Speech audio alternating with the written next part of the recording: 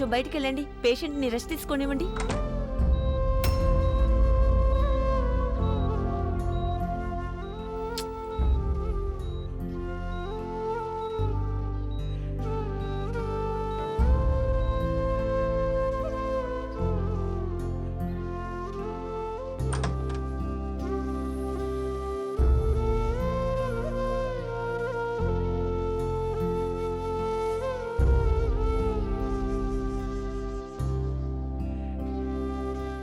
అక్క, ఇప్పుడు కృష్ణ చాలా చిన్నది.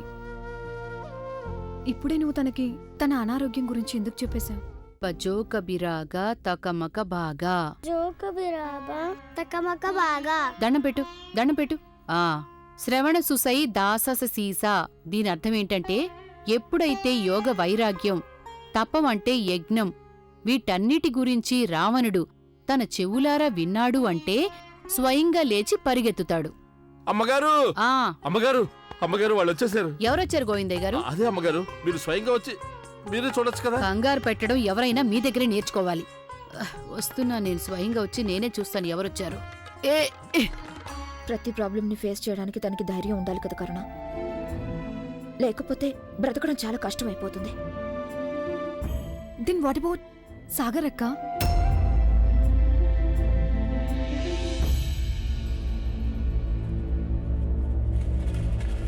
నువ్వు ఇంత పెద్ద విషయం తన దగ్గర దాస్తున్నావు కదా.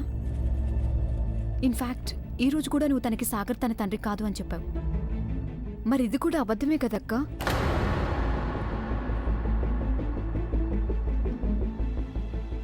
లేదు కరుణ, ఇది అబద్ధం కాదు. ఒక తండ్రి ఎప్పుడూ తన బిడ్డ దగ్గరే ఉంటాడు. ఎంతో ప్రేమగా తనని పెంచుతాడు. తనకి ఎలాంటి సమస్య రాకుండా అడ్డుగోడలాగా నిలబడతాడు. మరి సాగర్ అలా ఏమైనా చేశాడా? లేదు కదా. నేను నా కృష్ణని ఎంతో ప్రేమగా పెంచి ఇంత పెద్ద దాన్ని చేశాను.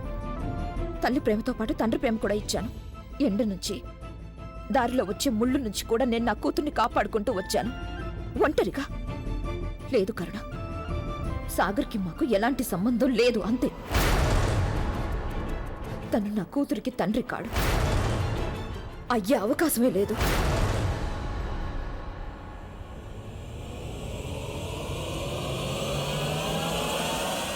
ఇంతకీ అసలు ఎవరొచ్చారు గోవిందయ్య?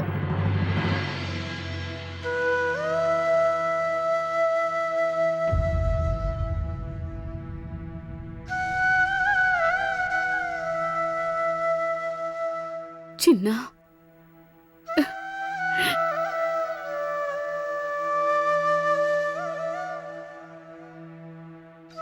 నువ్వు వచ్చేసావా చిన్నా?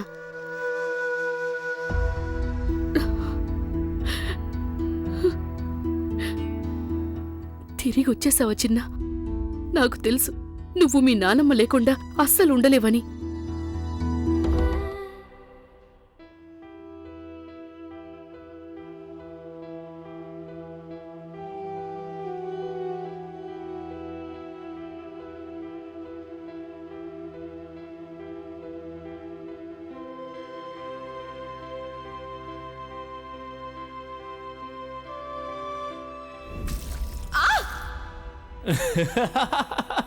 సాగర్, ఎందుకు ఇలా చేసావు? పైగా నన్ను చూసి నవ్వుతున్నావా? ఇప్పుడే నీ సంగతి చెప్తానుండు.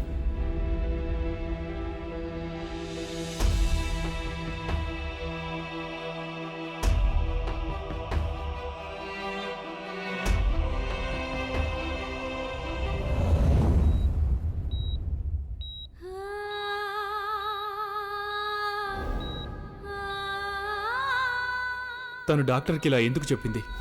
కృష్ణకు కూడా అదే జబ్బుంది, వాళ్ళ ఫాదర్కున్న జబ్బు. చెప్పు నాకు, కృష్ణ ఎవరి కూతురు? Who is our father Ganga? Krishna కేవలం నా కూతురు. తనకి నీకు ఎలాంటి సంబంధం లేదు. తను నా కూతురు, నాకు మాత్రమే కూతురు. ప్లీజ్ వెళ్ళిపో సాగర్, నన్ను ఒంటరిగా వదిలే. ఈ మాత్రం చేయగలవు కదా నా కోసం?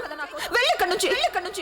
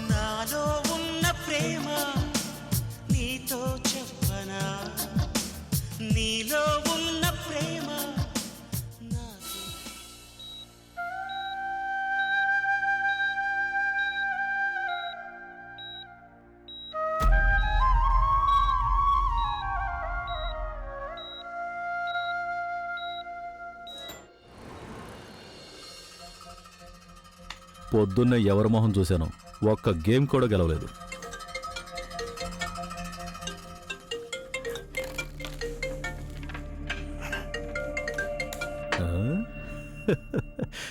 ఈరోజు గెలుపు నా వైపుకి ఎలా వచ్చింది? సాగర్ వాళ్ళ అమ్మతో కలిసి ఇంటికి తిరిగి వచ్చేశారు. ఇప్పుడు శాశ్వతంగా ఇక్కడే ఉండాలని అనుకుంటున్నాడు తను. కానీ నువ్వు నాతో చెప్పావు కదా, నేను తల్లి కొడుకులను తరిమి తీరతాను అని. ఇప్పుడేమైంది జోయారాణి? జడ్జి గారి ప్రాపర్టీని కబ్జా చేయాలనే నీ కల ఇప్పుడు తునాతునకలైపోయింది. ఎంతైనా నువ్వు జడ్జి గారికి అక్రమ సంతానమే కదా. ఇక మీదట జడ్జి గారి కొడుకులే రాజ్యం వెళ్తారు ఆ ఇంట్లో. ఇప్పుడు నువ్వు అన్నయ్య వదిలికి సేవలు చేస్తూ ఉండు. అలాగే వాళ్ళకి పిల్లలు కూడా ఉంటారుగా, వాళ్ళని కూడా నువ్వే చూసుకోవాలి కదా, అత్తయ్య కదా వాళ్ళకి.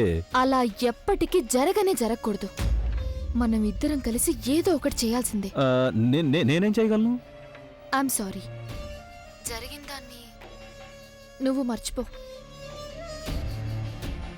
ఇన్ఫ్యాక్ట్ నిజానికి నువ్వు వెళ్ళిన తర్వాతే నేను రియలైజ్ అయ్యాను, నేను చాలా ఒంటరిగా అయిపోయానని. నేను నిన్ను చాలా మిస్ అవుతున్నాను సోను. నిజంగానా? నేనెందుకు అబద్ధం చెప్తాను సోను? సరే, అయితే నేను రేపే వచ్చేస్తాను. ఆలోగా నువ్వు ఆలోచిస్తూ ఉండు మీ అబ్బుని ఎలా ఒప్పించాలి అని, నన్ను తిరిగి ఉద్యోగంలో పెట్టుకోవడానికి. దాని గురించి నువ్వు కంగారు పడద్దు, అవన్నీ నేను హ్యాండిల్ చేసుకుంటాను. బాయ్. బాయ్ జోయారాణి, రేపు కలుద్దాం.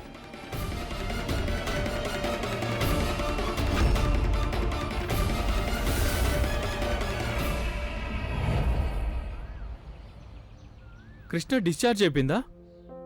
ఎప్పుడు? కానీ నిన్నటి వరకు తన ఆరోగ్యం చాలా సీరియస్గా ఉంది కదా.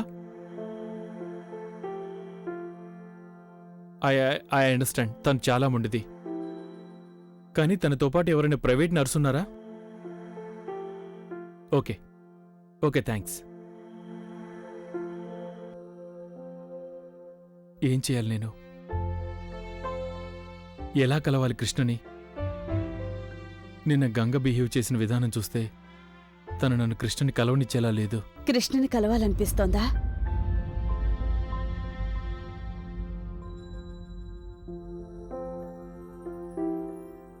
అంతగా అనిపిస్తుంది అంటే ఓసారి వెళ్ళి కలవచ్చు కదా. లేదు మమ్మీ. అయితే మీ నాన్నగారి డైరీలో గంగ ఇంటి నెంబర్ ఉండుంటుంది, అక్కడికి ఫోన్ చేయి.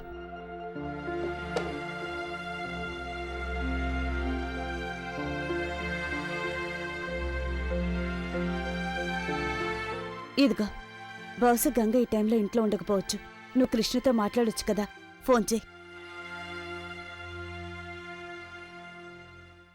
వద్దు మమ్మీ, నాకు ఫోన్ చేయాలని లేదు.